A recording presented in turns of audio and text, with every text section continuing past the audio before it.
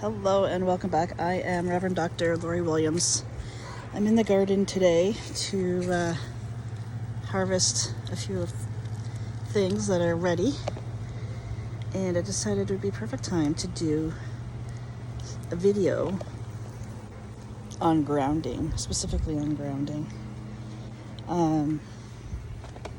So for me, now I'm only sharing my own experience. I used to suffer with anxiety a lot, as many people do.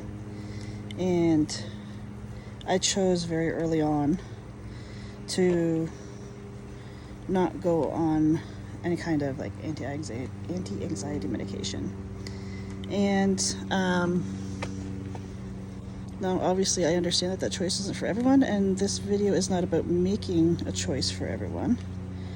It's just literally sharing my experience. So my experience was having to figure out how to manage anxiety when I wasn't on any kind of medication. It took me a long time.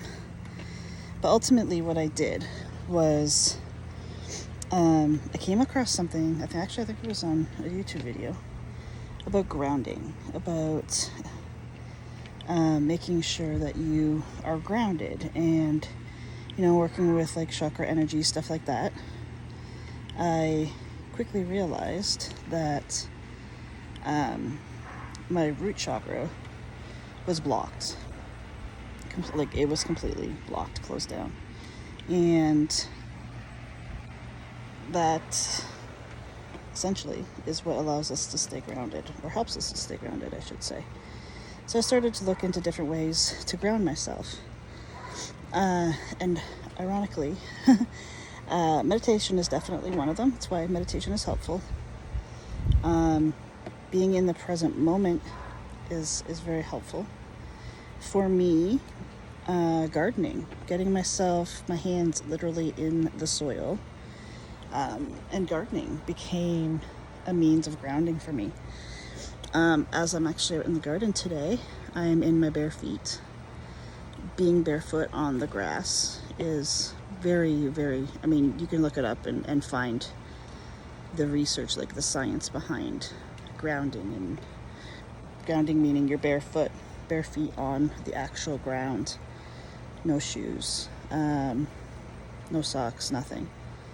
So this has always been part of my, it's kind of like a self-care routine for helping myself to stay grounded. I also practice being in the moment.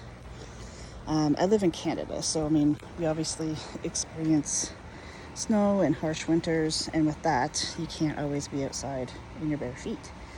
At least I choose not to. I'm sure you could if you really wanted to, but I choose not to. So I had to find other ways in the winter months to be able to help myself. Now, was this a cure-all for anxiety? Absolutely not. Ironically, part of my anxiety, specifically around like the heart palpitations, I've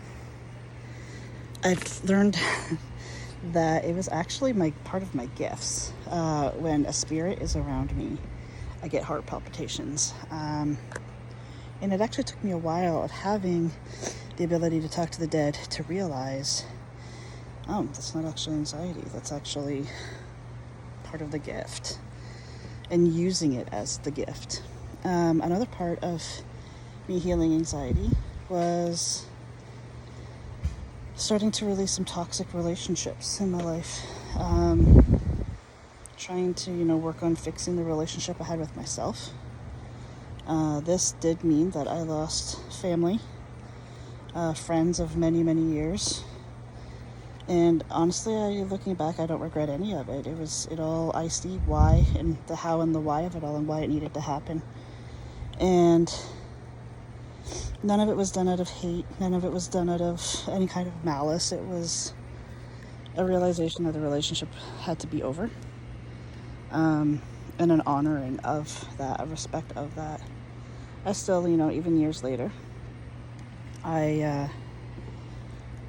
everybody that I've had to let go of, I guess I chose to let go of. I didn't really have to. I still wish them well. I sent them with love. Their opinions of me are their opinions of me, and that's fine, but I choose to send them with love.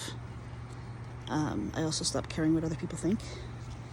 The people pleaser in me, for the most part, ended.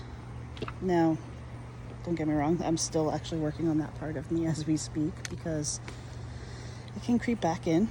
We can get into our old habits, and because let's face it, I mean, on some level they are comfortable too. So I'm saying all of this to say, like, if you are someone like me who chooses to not go the modern medicine way, not that there's anything wrong with it. Your choices are your choices, and they're 100% valid.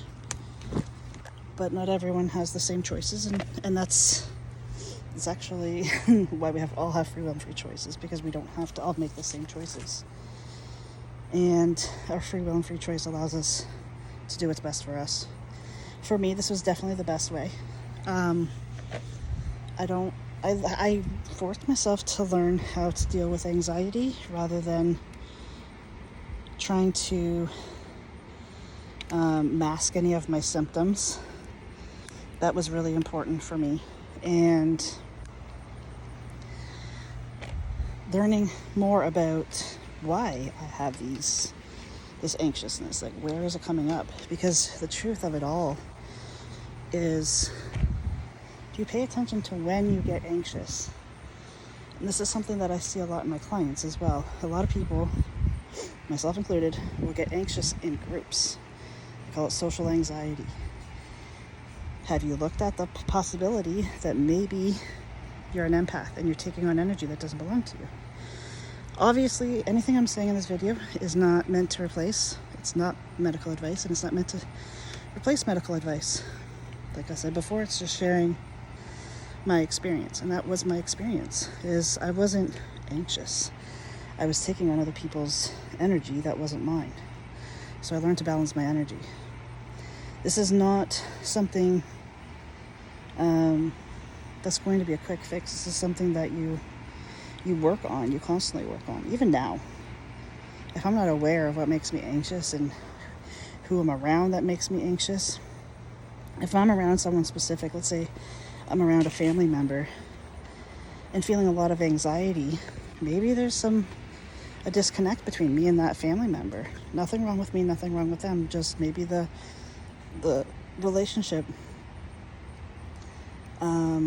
maybe there's something in it that's triggering me that I need to work on. Maybe it's time to be let go of. You face all these things without judgment. You just face all these things. It definitely helps you to understand more about yourself, especially the natural reactions that your body has. And for me, it has been a monumental part of my self-healing journey. It was something, still is something, like I said, that I work on every single day. I'm very, very aware of it, because anxiousness for me, in my experience, was simply my body telling me something that I wasn't listening to. Whether it be a spirit was around me, whether it was I was around somebody that I had outgrown, I was trying to force something that wasn't meant to be forced. That's essentially, in my experience, what it was telling me. If this can help you, I hope it does. That's why I share all my information, my experiences with you, is in the hopes that it can help you as much as it's helped me. I've been on a self-healing journey for over 10 years now. It's a process I don't believe we're ever finished with. We just go deeper with it, and we learn more about ourselves. We grow and we evolve even more. Grounding, like, I just finished picking all my tomatoes. I'm still on my bare feet, walking on the ground. I'll probably stay out here for a little while longer. I try to go like 15-20 minutes every day. And then just watch, like, it's got to be kind of a trial and error thing too. Watch and see what works for you and what doesn't, because what works for me may not work for you. You can do your own research on things like different grounding techniques. There's so many different grounding techniques. Breathing is a huge one. Breathing, I mean, I'm not saying that breathing doesn't work for me. I mean, obviously it keeps me alive, but And it does help me ground in the moment. It also helps me release energy that's not mine. So it is definitely powerful. But I usually need something to accompany that. And I know that. I'm very aware of that with myself, that just breathing on its own doesn't give me the results that I'm going for. So I usually like pair it with something else that works with the breathing. So don't be afraid to try different things. And if you're already doing something that works for you and you want to share it, I would appreciate that too, so we can all learn from each other. Thank you so much for joining me. I'll see you back here next time.